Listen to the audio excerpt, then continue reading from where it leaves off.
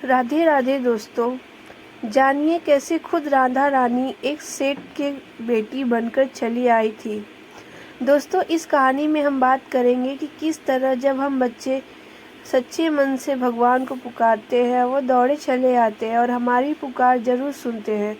दोस्तों, भगवान को भी अपने एक सच्चे भक्तों की उतनी ही ज़रूरत होती है जितनी हमें भगवान की। तो आज मैं आपको बताऊंगी कि अगर आपके जीवन में किसी चीज़ का अभाव है तो उसकी जगह भगवान का भाव प्रकट करके आप जीवन में उसकी कमी दूर कर सकते हैं और आपकी परेशानी जल्द माफ़ भी हो जाएगी। तो दोस्तों, आज हम बात करते हैं कि किस तरह बरसाना गांव में एक सेठ की पुत्री बनकर खुद राधा रानी आई। दोस्तों, एक बार की बात है, बरसाना गांव में एक सेठ रहता था जो बहुत धनी था। उसके 3 पुत्र थे, परंतु उसकी कोई पुत्री नहीं थी।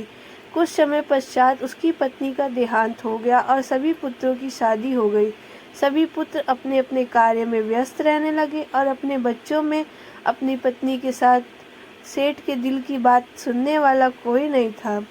सेठ शुरू से ही इस बात को दुख था कि उसकी कोई पुत्री नहीं है, लेकिन अब उसकी पत्नी की मृत्यु के बाद उसको यह दुख सताने लगा। वह इस बात को लेकर परेशान रहने लगा कि उसकी कोई पुत्री नहीं है। एक दिन एक महान पंडित उसके घर पर आए और उसे देखकर उससे पूछा कि तुम किस बात से परेशान हो, तुम क्यों दुखी हो। तो उसे अपना दुख का कारण बताया। पंडित को मेरी पुत्री नहीं है, इस वजह से मुझे अपने जीवन में ये अभाव रहता है कि मेरी कोई पुत्री नहीं है। तो पंडित उसको कहता है, लोग यह भी कोई परेशानी है, तुम राधा रानी को अपनी बेटी मान लो। हमारे जीवन में जिस चीज़ की कमी होती है उसको भगवान ही पूरा कर सकते हैं। परेशान होने से क्या होगा, तुम राधा रानी को अपनी बेटी मानो, उससे अपने दिल की बात किया करो, देखना तुम्हें यह भाव कभी नहीं सताएगा। सेठ को पंडित की ये बात अच्छी लगती है और वह ऐसा ही करता है। राधा रानी की मूर्ति लेकर और प्रतिदिन भोजन करने से पहले राधा रानी का भोग लगाता है और स्वयं भोजन करता है। सोने से पहले राधा रानी के साथ खूब बातचीत करता है।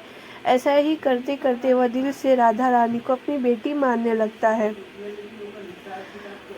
वह भूल ही गया कि उसकी कोई बेटी नहीं है। उसे इस बात का आभास होने लगा कि उसकी पुत्री सच में है और वो बहुत दिल से उसे अपनी पुत्री मानने लगा। जब तक वह बात न करता, उसे भोजन न खिलाता, उसका मन नहीं लगता, और जब वो बात करता तो उसके मन को बहुत संतुष्टि मिलती, जैसे उसे पता नहीं कि क्या मिल गया।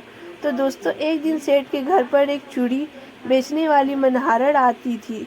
वह उसको बहुओं को चूड़ियाँ पहनाकर जाती थी। एक दिन वह चूड़ी बेचने घर पर आई। उसने सेठ के बेटे की तीनों बहुओं को चूड़ी पहनाई। उसके साथ जब सेठ की बहुएं चूड़ी पहनकर चली गई तो उसके सामने एक और कन्या आई। उसने कहा कि मुझे भी चूड़ियाँ दो। चूड़ी वाली ने सोचा शायद सेठ के घर पे कोई मेहमान आई हो, उसने उसको चूड़ियाँ दी। उसके बाद वो चूड़ी सेठ वाली के पास पैसे मांगने की दुकान पर पहुंची। बोली कि चूड़ी के पैसे दे दो और पहले से अधिक पैसे मांगे।